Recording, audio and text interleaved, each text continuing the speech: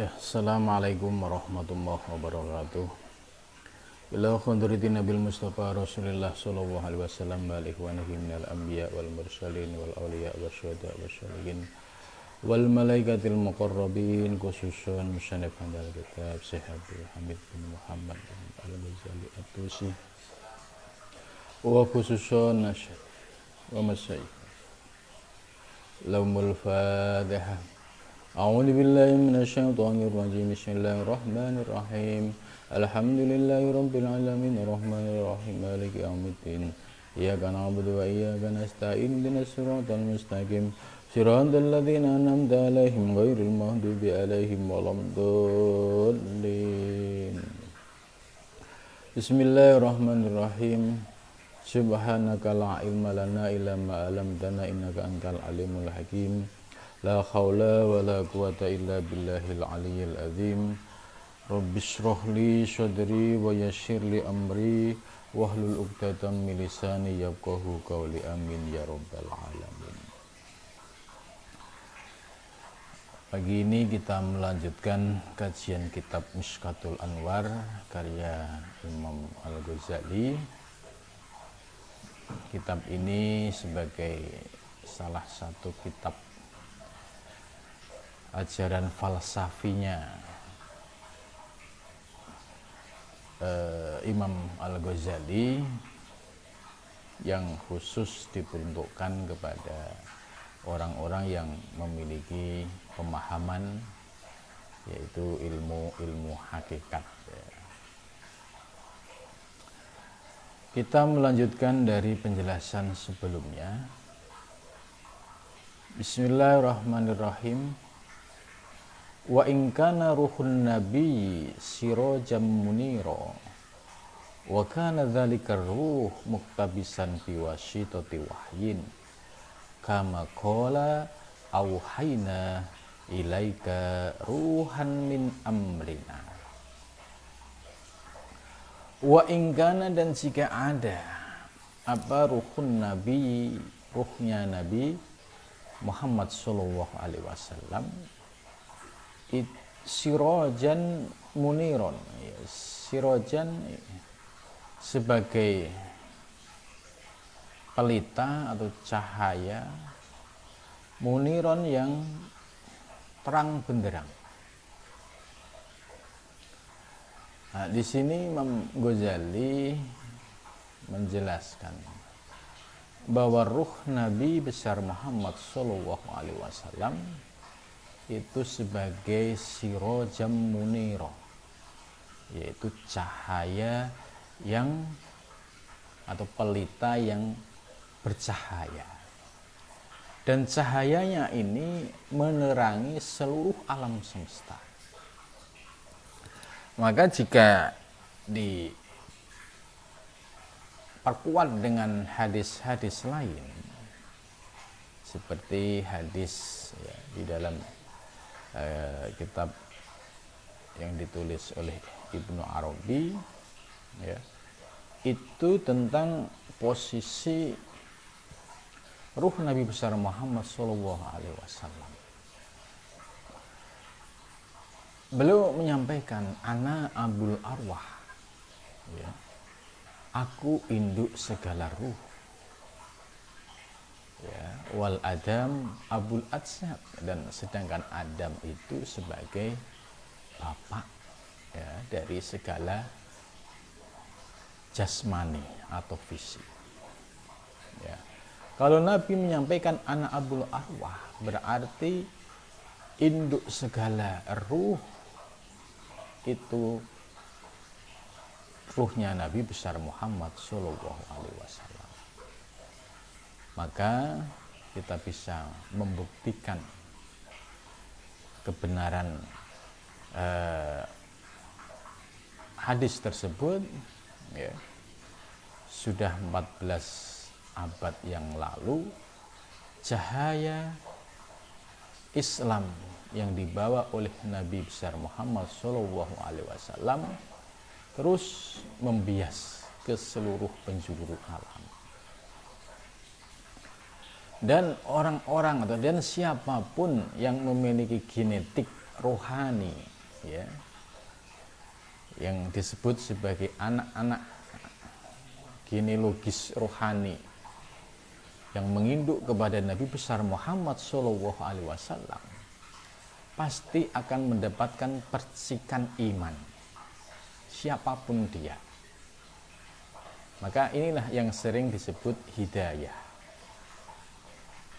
Jadi siapapun umat manusia yang ruhnya itu bagian dari percikan cahaya ruh Nabi besar Muhammad Shallallahu Alaihi Wasallam, pasti hatinya akan mudah menerima keimanan. Inilah yang disebut hidayah. Tapi sebaliknya, kalau dia tidak memiliki kesamaan genetik, ya, sekalipun dia orang hidup pada zaman Nabi seperti Abu Jahal, Abu Lahab, ya dia tidak akan beriman, karena nggak ada percikan cahaya di alam rohani yang membias ke orang tersebut.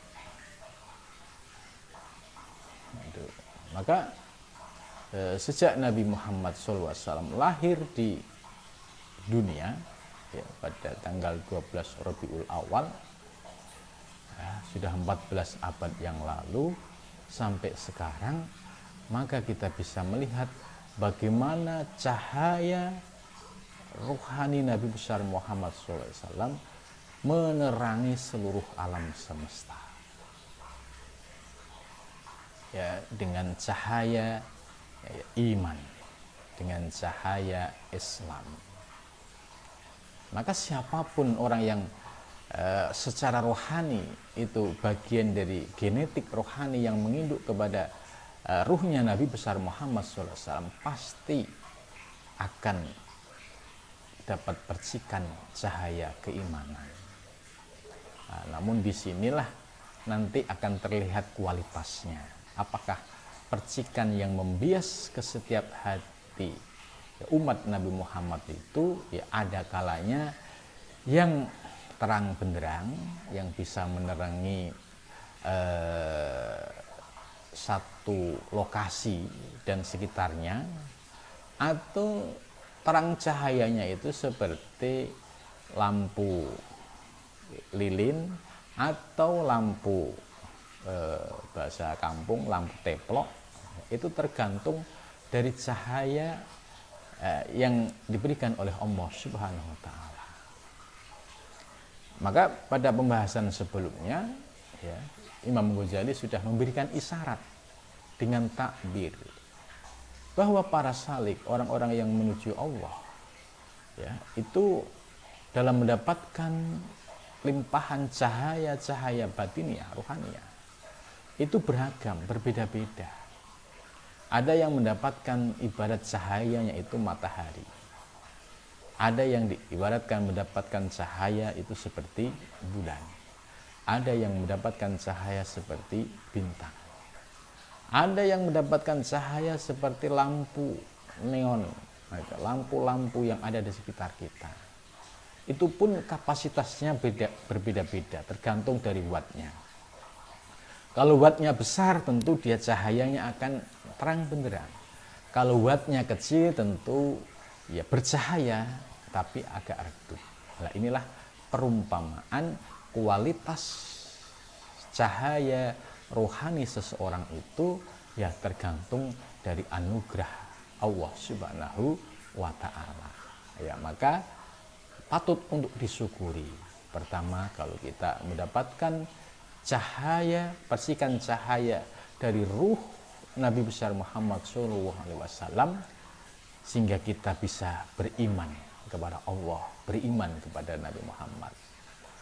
Kemudian kalau kapasitas ruh kita itu memang diberikan potensi lebih, yaitu seperti bisa menerima ajaran-ajaran ilmu hakikat yang sumbernya juga dari Nabi, ini lebih bersyukur lagi.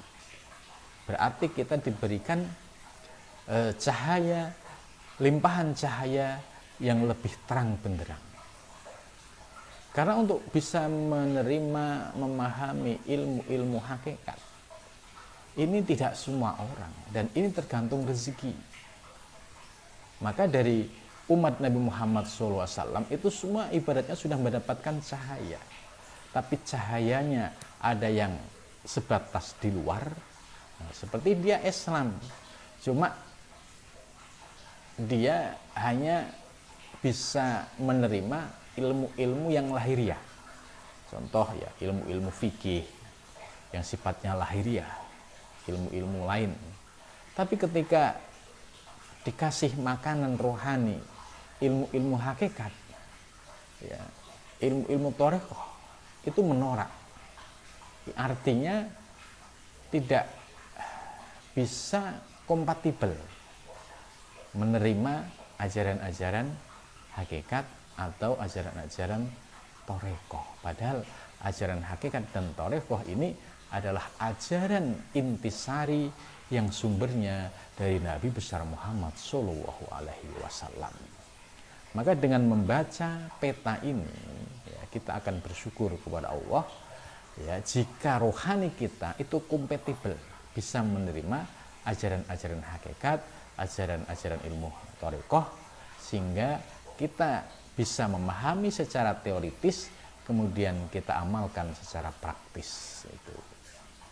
Tapi kalau orang yang diberikan cahayanya hanya sebatas di kulit, ya, dia dapat cahaya Islam, dapat, cuma dapatnya hanya di luar, istilahnya di permukaan hati, tidak masuk ke dalaman hati. Maka dia cukup, ya Islam, cuma Islamnya hanya berbasis pada fikih, pada aspek zahir, tidak sampai masuk ke dalam aspek batinnya. Itu. Ya, maka bersyukurlah kita kalau memang kita diberikan anugerah oleh Allah, ya, ilmu lahir kita juga bisa memahami dan mempraktekkan, ilmu batin kita juga bisa memahami dan mempraktekkan. Ya, dengan demikian maka cahaya keimanan yang membias ke dalam relung kita yang sumbernya dari Nabi besar Muhammad Shallallahu Alaihi Wasallam, ya, akan dapat kita rasakan secara nyata. Karena itu, ya, kita dianjurkan untuk bersolawat. Salah satunya adalah untuk mengkoneksikan anugerah rezeki ruhani tadi supaya bisa tersambung dengan pemilik sumber cahaya, yaitu Nabi Agung Muhammad Shallallahu Alaihi Wasallam. Itu kuncinya di sholawat. Maka tidak ada para ulama, ya, khususnya ulama tasawuf, ulama thariqah, yang tidak bisa lepas dari mengamalkan zikir sholawat itu, karena mereka sudah memahami makna dari zikir sholawat itu. Jadi sholawat itu sebagai upaya mengkonektingkan, ya, rohani kita yang sudah memang sumber induknya adalah Nabi besar Muhammad SAW, untuk menghidupkan cahaya rohani yang ada di dalam diri kita. Mungkin dengan sholawat itu cahaya yang memenuhi ruang hati kita bisa terang benderang. Ibaratnya kita sudah ada potensi cahaya keimanan tadi. Nah, tinggal mengupayakan apakah cahaya keimanan di dalam diri kita itu mau terang benderang, atau mau sedang, atau mau redup, atau mau biasa-biasa aja. Itu, maka kuncinya adalah sholawat tadi.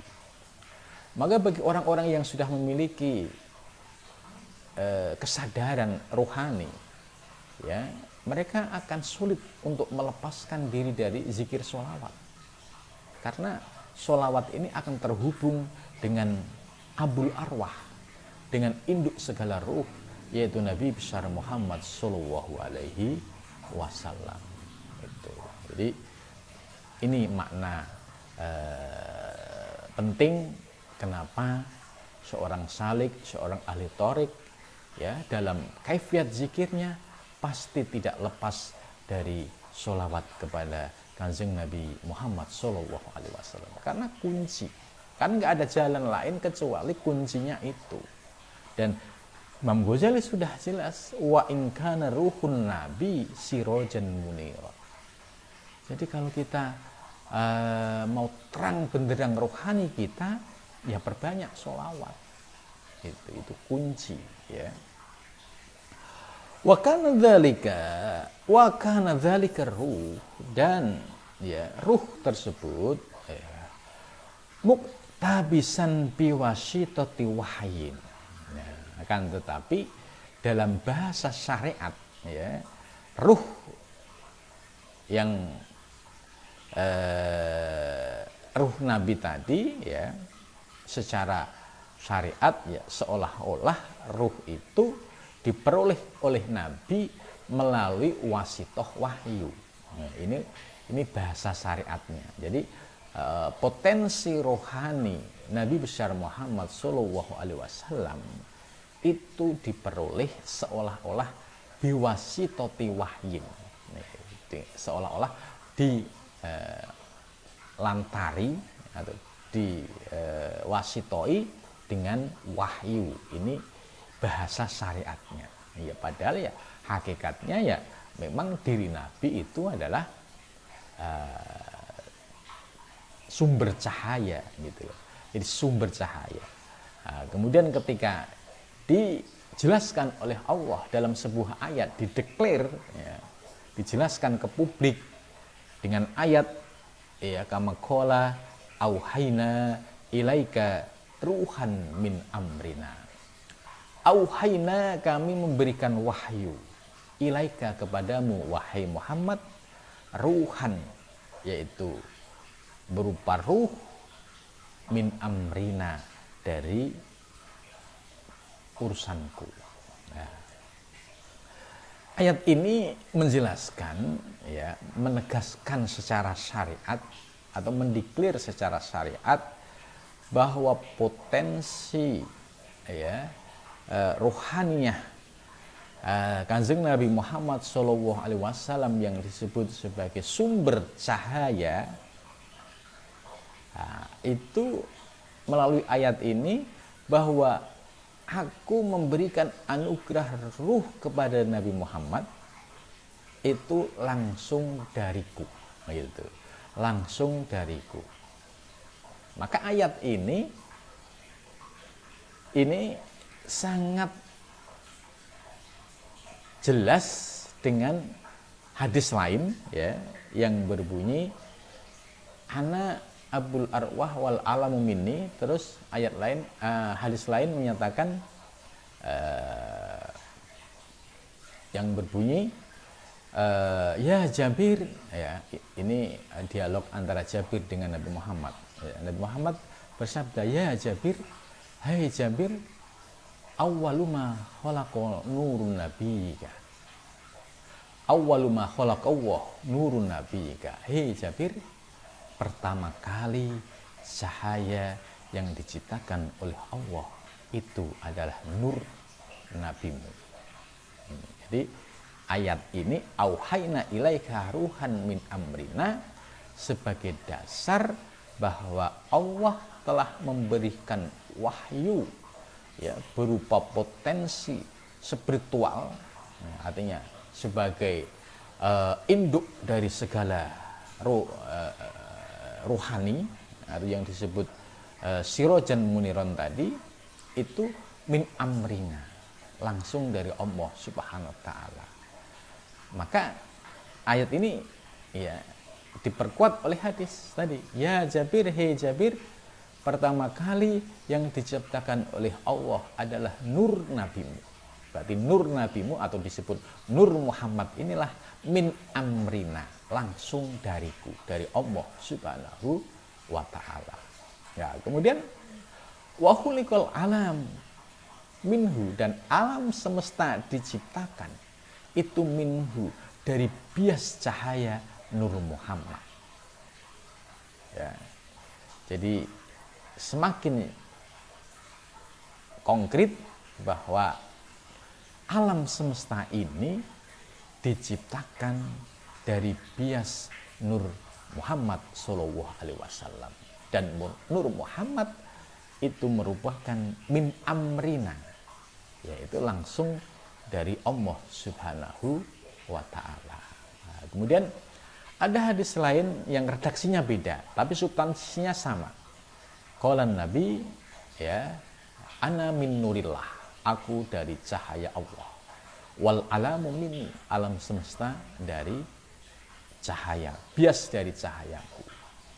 Jadi ayat auhayna ilaika ruhan min amrina ini jelas memperkokoh kedudukan ruhani Nabi besar Muhammad Shallallahu Alaihi Wasallam sebagai induk segala ruh yang sudah ditetapkan oleh Allah Subhanahu Wa Taala, dan min amrina langsung dari Allah. Maka diperkuat dengan dua hadis tadi. Yang pertama, ya Jabir, awwalu ma khalaqallahu nurun nabiyika wa khuliqal alam minhu, alam semesta diciptakan dari cahaya.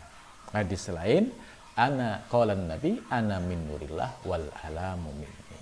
Jadi dengan demikian jelas bahwa ruhani para pejalan di jalan Allah, para salik, para ahli tarik, yaitu tidak bisa lepas dari ruh induk Nabi besar Muhammad Shallallahu Alaihi Wasallam. Maka supaya ruh kita terkoneksi dengan Kanjeng Nabi, itu ada melalui proses silsilah mutasil tadi.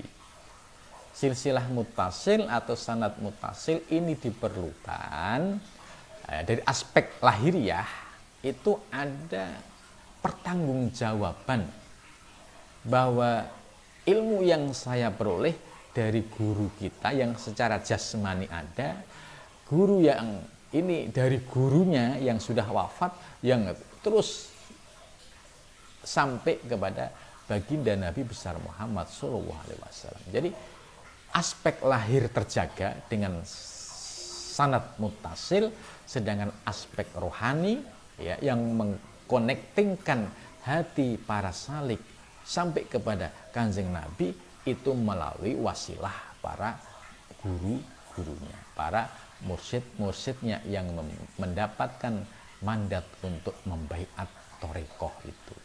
Ya, itu sebagai pintu masuknya itu.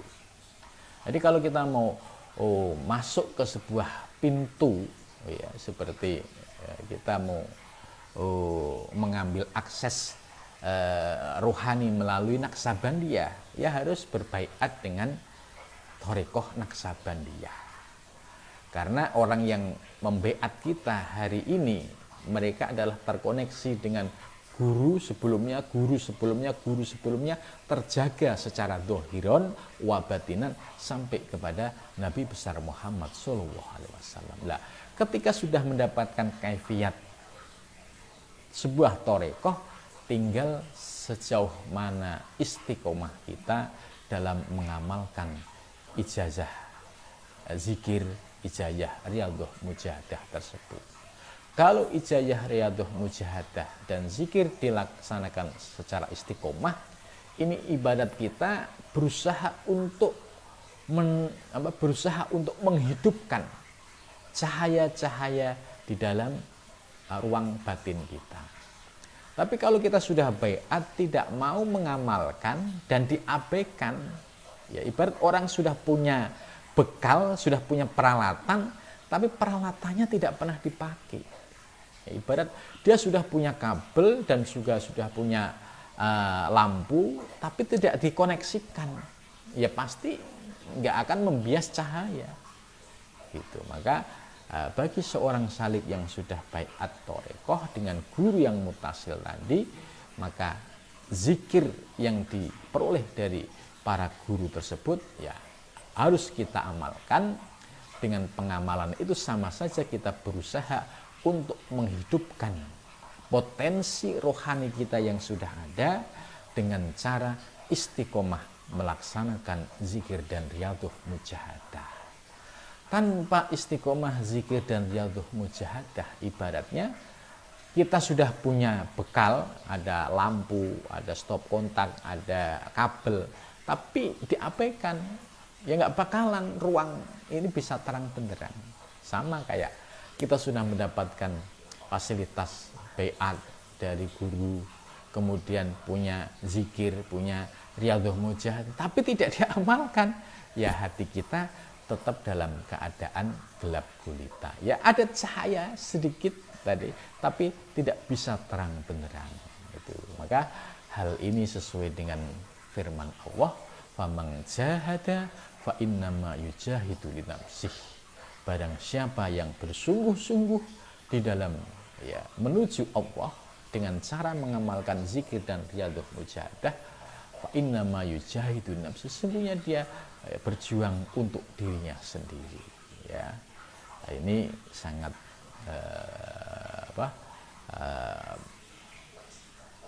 mudah dipahami ya bagaimana adanya tradisi thorekoh yang berkembang di dunia Islam dan sampai di Nusantara. Gitu. Fama minhul iktibas misaluhun nar wa in kana al mutalakkinuna minal anbiya ba'duhum ala mahditiran. Itu. Maka fama minhu al-iktibas misaluhun nar. Jadi bias dari cahaya-cahaya yang berkembang ya itu adalah dari sumber cahaya. Nah, contoh kalau kita analogkan listrik ini.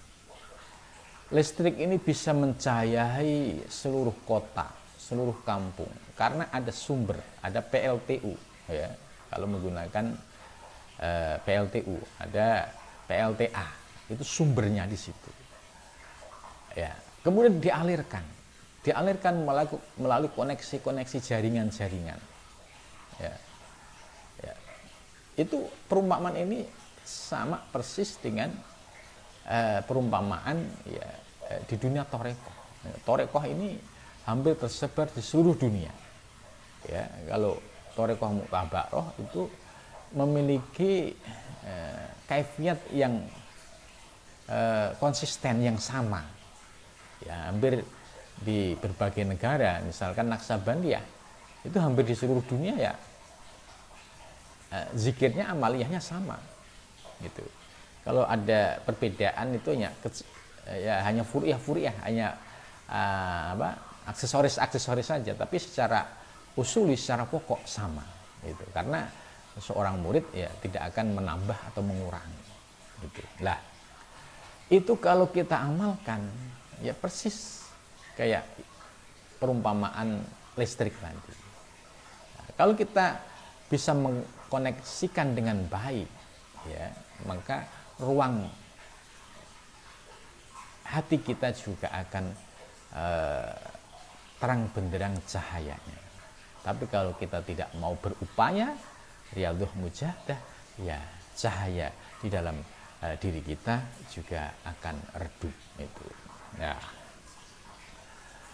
Wa in kana al mutalakkinuna minal anbiya, wa in kana, dan jika ada siapa al mutalakkinuna, orang-orang yang membimbing, mutalakkin, orang-orang yang membimbing ya, talkin itu ya membimbing ya, istilahnya orang-orang yang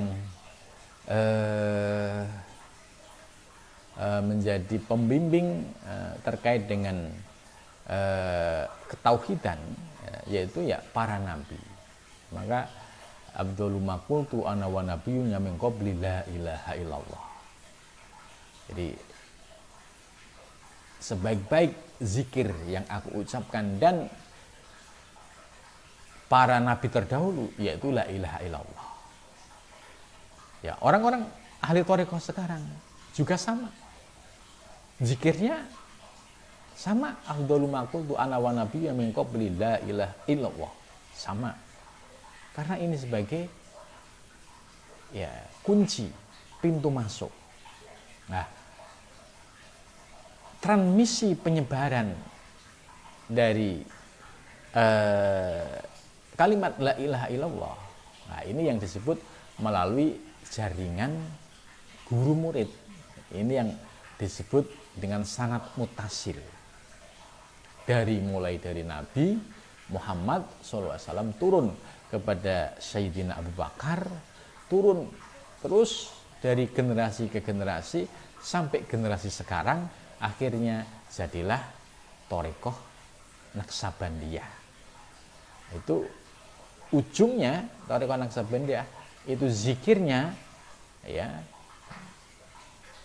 zikir yang diperoleh oleh Sayyidina Abu Bakar, sumbernya dari Nabi besar Muhammad Shallallahu Alaihi Wasallam.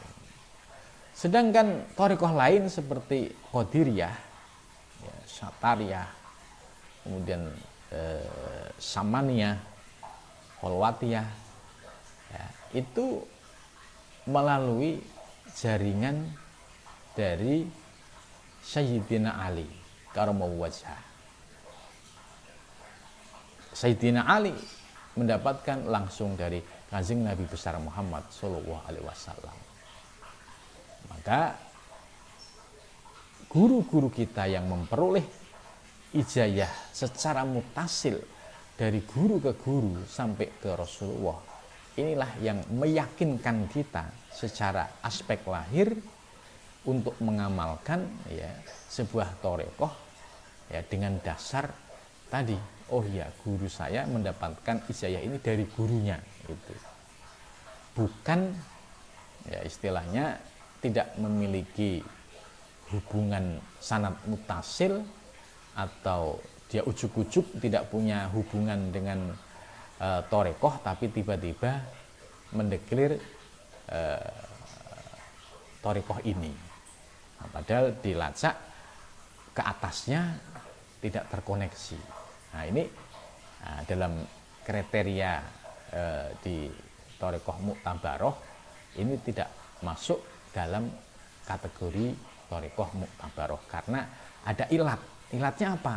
Ya, ini guru dengan guru-guru di atasnya tidak terkoneksi.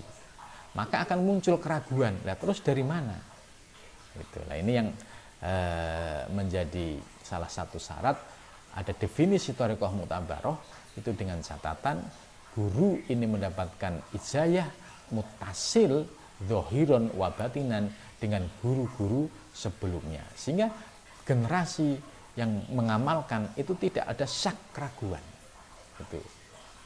Ya, contoh misalkan saya tidak ada terkoneksi dengan thariqah, misalkan thariqah yang berkembang, ya, tiba-tiba saya mendeklir saya thariqah ini, padahal saya nggak punya jaringan guru yang memberikan ijazah itu.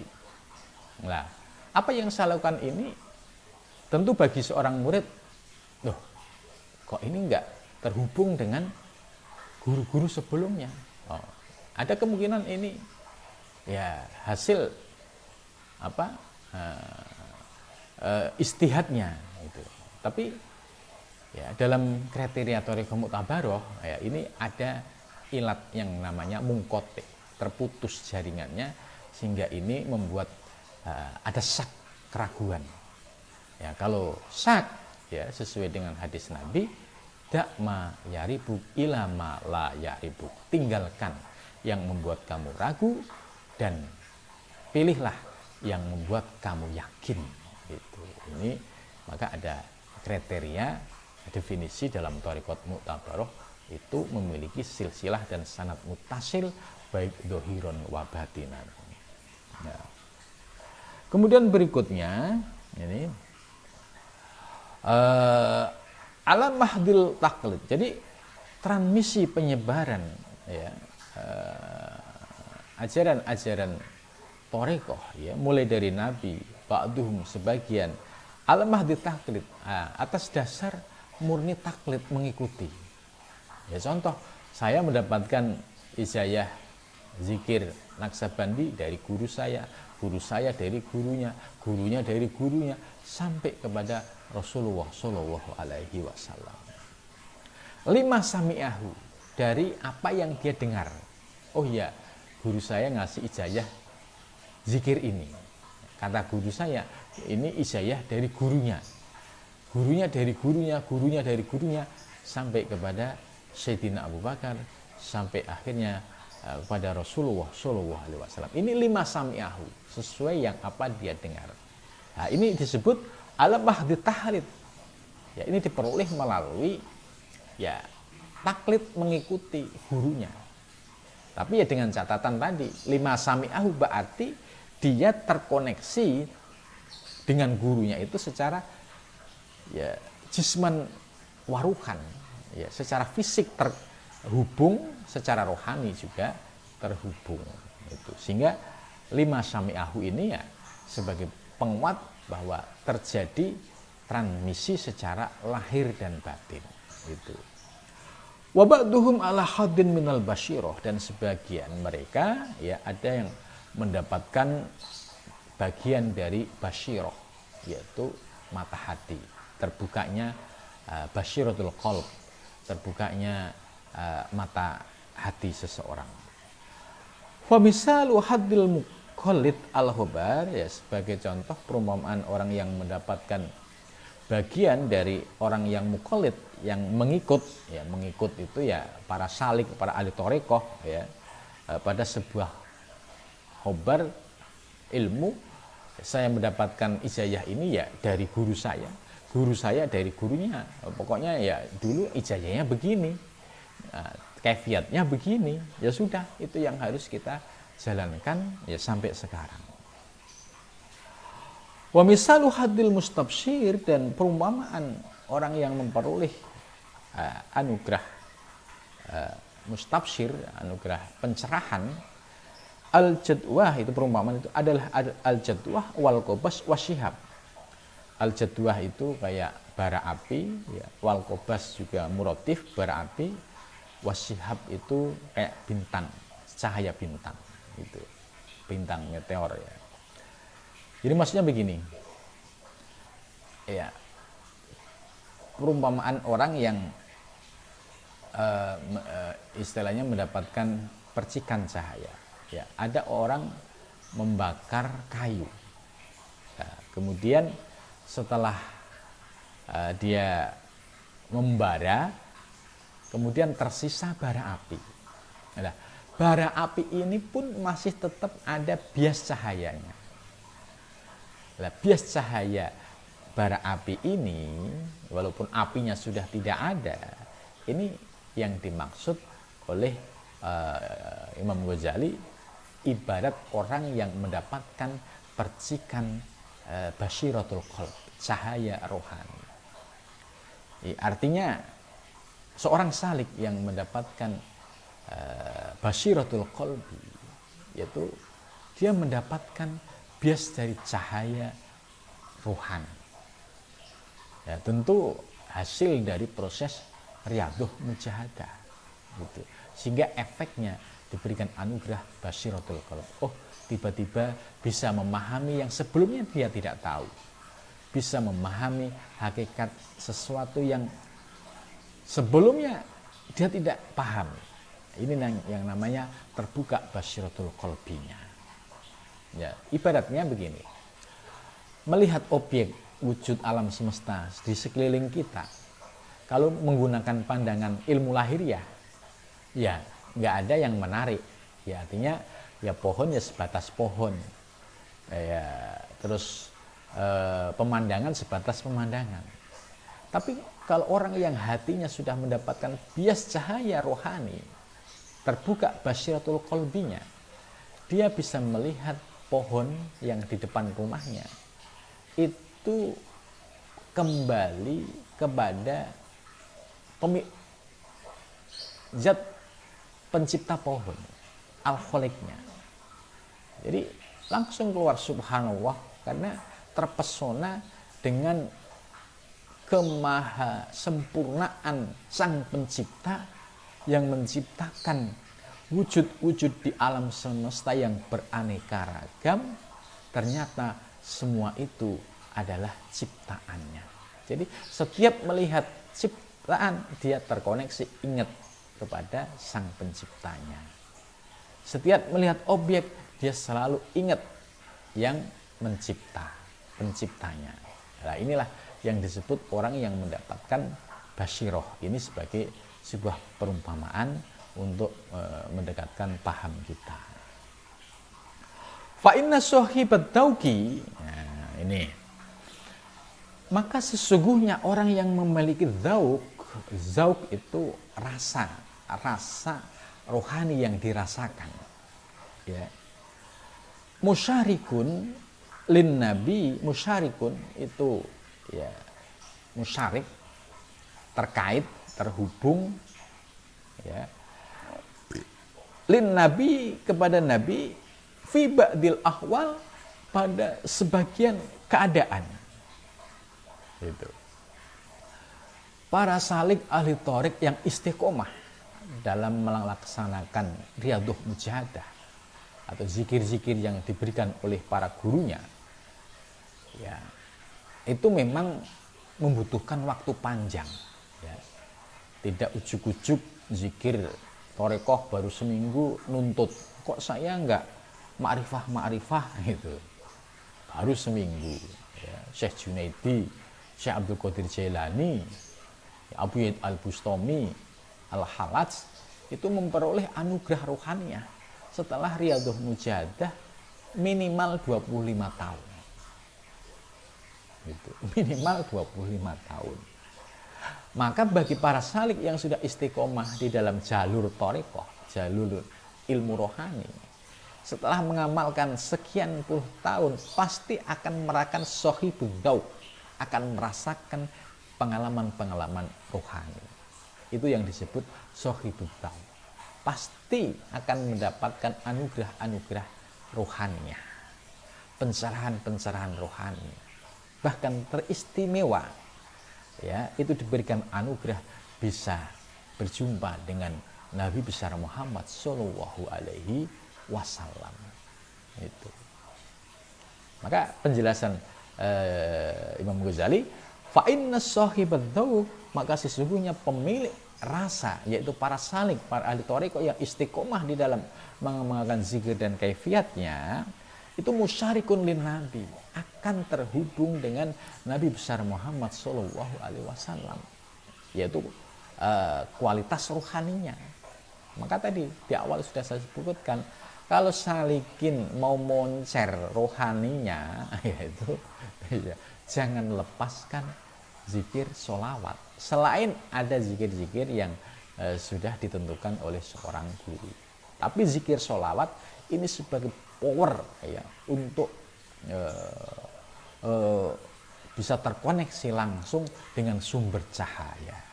Itu. Maka ini fa inna sahibud dzauqi, ya, semua orang yang memiliki dzauq, semua ahli salik, semua ahli thariq yang istiqomah pasti musyarikun lin nabi, terkoneksi, terhubung dengan Nabi besar Muhammad Shallallahu Alaihi Wasallam fi ba'dil ahwal, dalam sebagian ahwal. Ahwal itu kondisi rohani yang dirasakan seorang salik. Itu tadi, yang mendapatkan, ya, percikan cahaya-cahaya rohani, sehingga terbuka mata batinnya, sehingga terbuka anugerah-anugerah ilahiyah, sehingga terbuka misalkan ketemu dengan guru-guru besar, Syekhul Akbar, ya, di dalam sebuah thariqah, atau teristimewa lagi berjumpa dengan Nabi besar Muhammad Shallallahu Alaihi Wasallam, ya.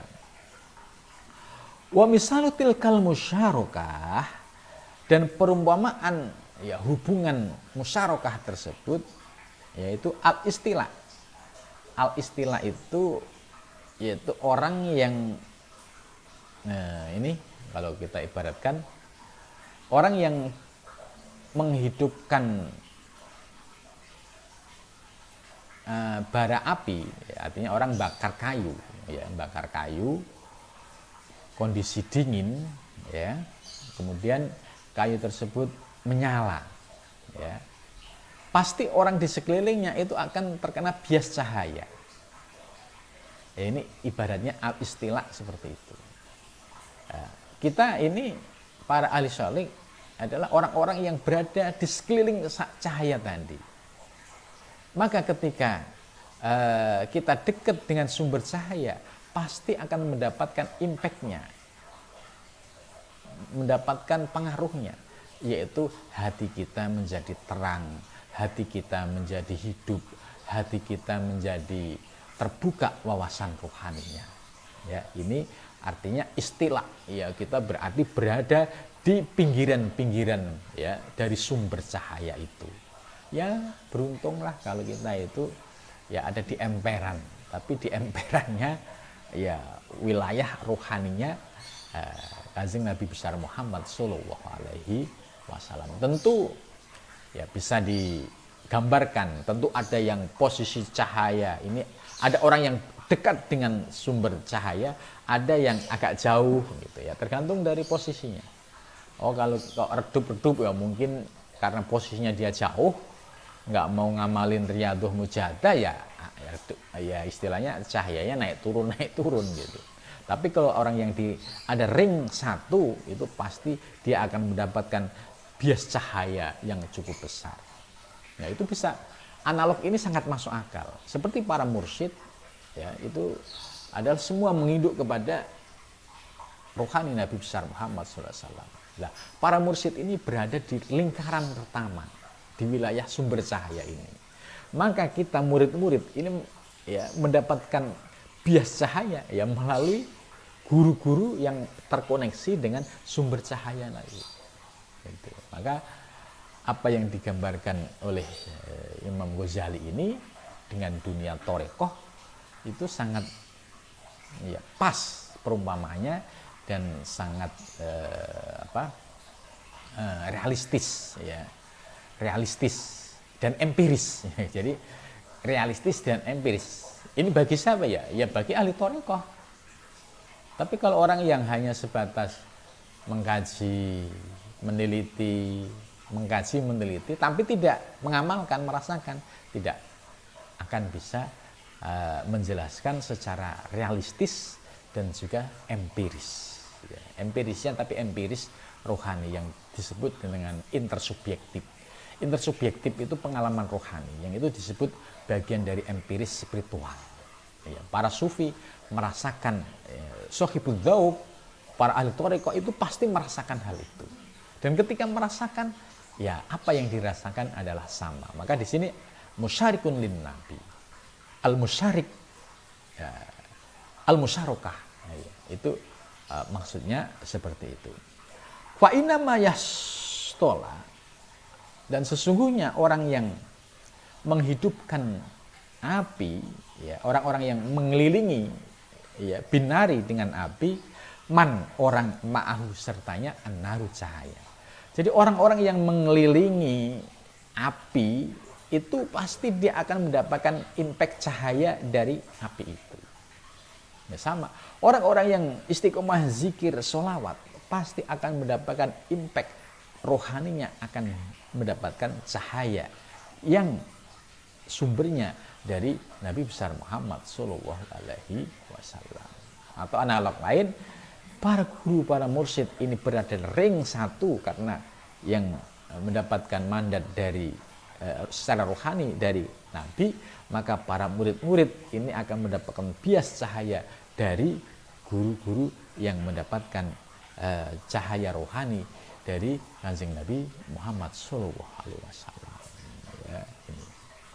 Laman yasma'u khabaruha.